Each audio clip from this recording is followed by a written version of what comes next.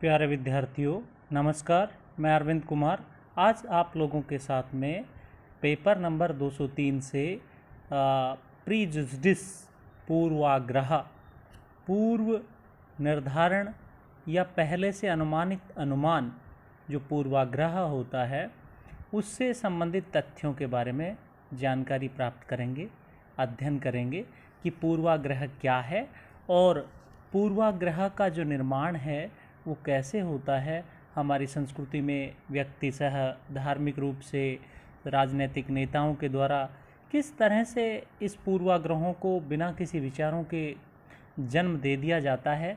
वैसे तो अगर हम देखें तो सामाजिक मनोविज्ञान की एक शाखा है जिसमें प्रीजुडिस पूर्वाग्रह के बारे में विस्तार से बताया गया है। तो आइए आज हम पूर्वाग्रह के बारे में जानते हैं।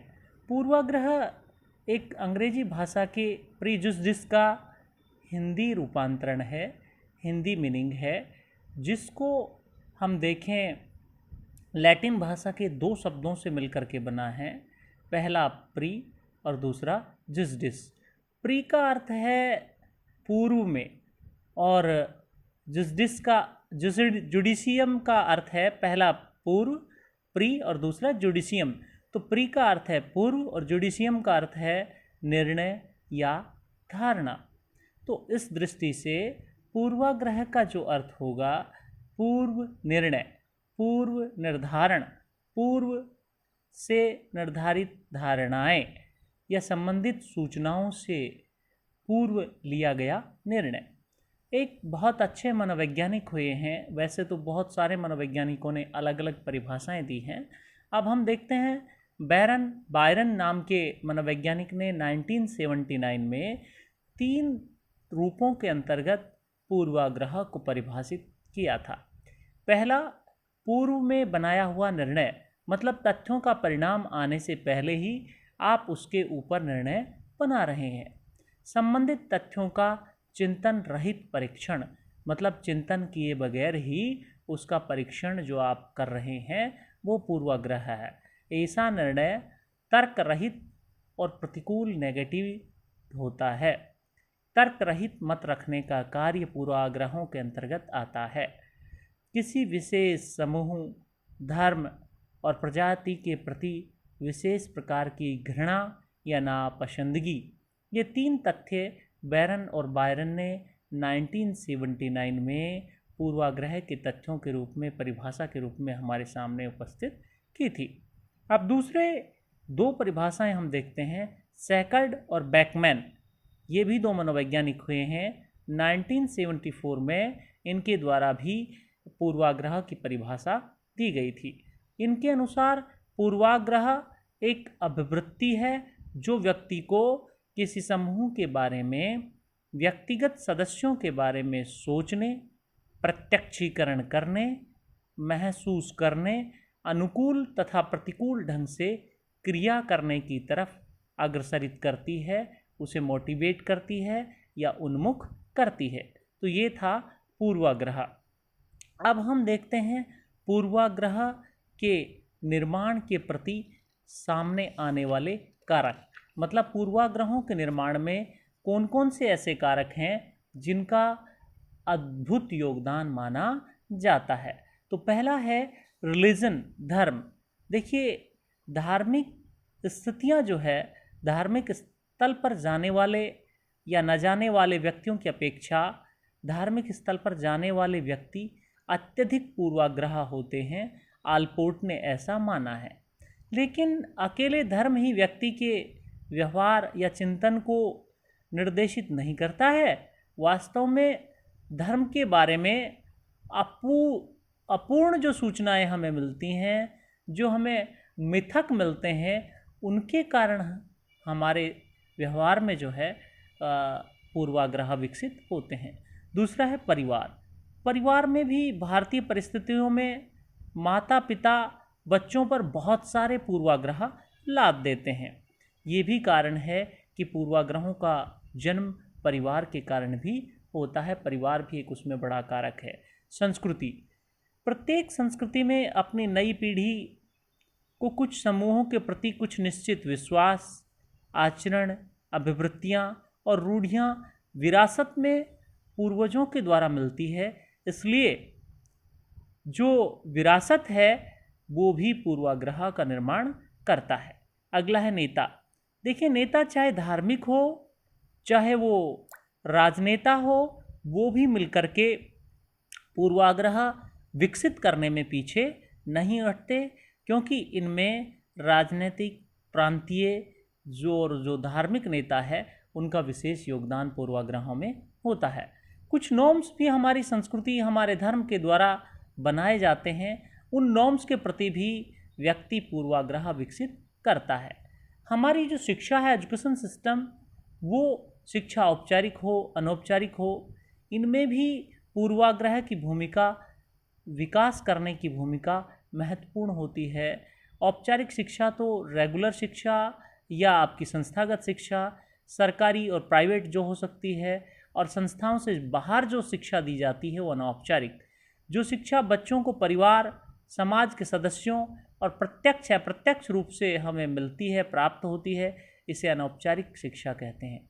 एक समूह के सदस्य ऐसे मानदंड, मूल्य और विश्वास को अर्जित करते हैं जो दूसरे समूहों के विश्वास और मानदंडों से अलग होते हैं। तो इस तरह की स्थितियों में अलग अलग मानदंड वाले व्यक्तियों से नकारात्मक और सकारात्मक ढंग का चित्रण किया जाता है। तो ये जो है एजुकेशन के द्वारा एक पूर्वाग्रह विकसित होना पाया जाता है। अगला है रीजन, क्षेत्र। क्षेत्रवाद का प्रभाव भी पूर्वाग्रहों पर देखा जाता है, चाहे ग्रामीण हो चाहे शहरी। जैसे उदाहरण के लिए जो ग्रामीण बच्चे हैं वो जातिवाद में ज़्यादा विश्वास करते हैं बजाय शहरी बच्चों के। अगला है जनसमूह माध्यम, जनसंचार या मास मीडिया। मास मीडिया का भी पूर्वाग्रह विकसित करने में एक अत्यधिक योगदान माना जाता है। जैसे रेडियो, टेलीविज़न, पत्र पत्रिकाएं, सिनेमा आदि पूर्वाग्रहों के विकास में जनसमूह के बीच में संपर्क स्थापित करने का कार्य करते हैं। अगला है सामाजिक गतिशीलता, सोशल मोबिलिटी, द्वंद्व और प्रतियोगिता। ये तीनों चीज़ें भी जैसे दो समूहों में किसी बात पर द्वंद्व होने पर, आपसी मतभेद, वैचारिक मतभेद होने पर दोनों समूहों के सदस्य एक दूसरे के प्रति सकारात्मक, नकारात्मक धारणाएं विकसित कर लेते हैं।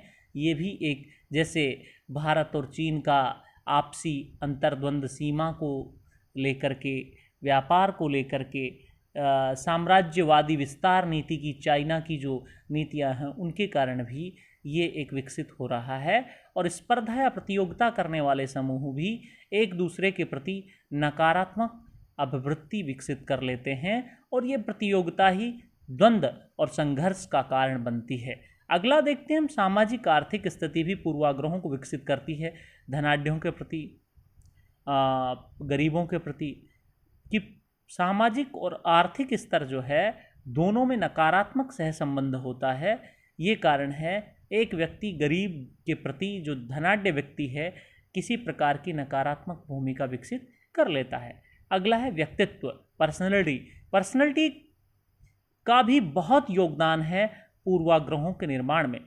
जिनका व्यक्तित्व संकीर्ण होता है, नेगेटिविटी उनमें ज़्यादा होती है, उनमें पूर्वाग्रह अधिक विकसित होते हैं। जो पॉजिटिविटी वाले होते हैं उनमें पूर्वाग्रह होते तो हैं पर थोड़े कम होते हैं।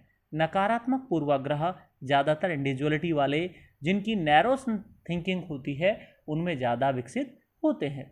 अब हम देखते हैं असामान्यता, एबनॉर्मलिटी। अगर किसी व्यक्ति के व्यक्तित्व में हो तो वो भी